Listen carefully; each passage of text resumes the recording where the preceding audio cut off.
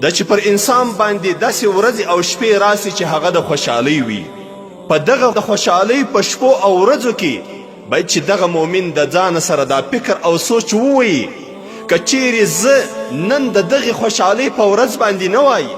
زما د یتیمانو سره زما د کونډې سره به چا ښه کړي وای او چا به ښه سلوک ورسره کړی وای. دا چې نن الله جل جلاله پر موږ او تاسې باندې داسې مبارکې ورځې راولي چې هغه د خوشحالۍ ورځې وي،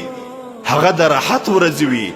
نو په داسې ورځو کې تاسې د هغو مؤمنانو مسلمانانو چې هغه وفات سوي دي د دوی کونډې او یتیمان پاتې دي تاسې هغه مه هېروئ. ځکه د سهل ابن سعد رضی الله عنه مبارک سه روایت دی چې د الله رسول صلی الله علیه وسلم فرمایلی دي انا وکافل الیتیم فی الجنة هکذا واشار بالسبابة والوسطى. رسول کریم صلی الله علیه وسلم وفرمایل چې زه او هغه انسان چې هغه کفالت د یتیمانو کوي، د یتیمانو خدمت کوي،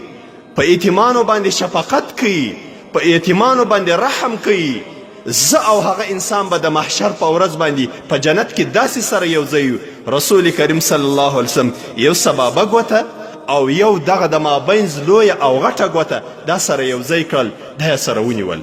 د دوی دوه په مابینځ کې داسې جلاوالی وکړي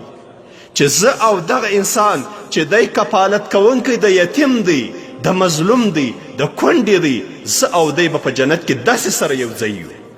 دا څونه لوی صفت دی چې الله جل جلاله موږ او تاسو ته د یتیمانو په خدمت باندې دغه سعادت را نصیب کړي چې د رسول کریم صلی الله علیه وسلم سره په جنت کې یو ځای کړي. نو موږ او تاسې باید چې په خپلو هغو ورځو او شپو کې چې د خوشحالۍ وي پر یتیمانو باندې رحم او شفقت وکړو، د دوی ملګري او کومک وکړو.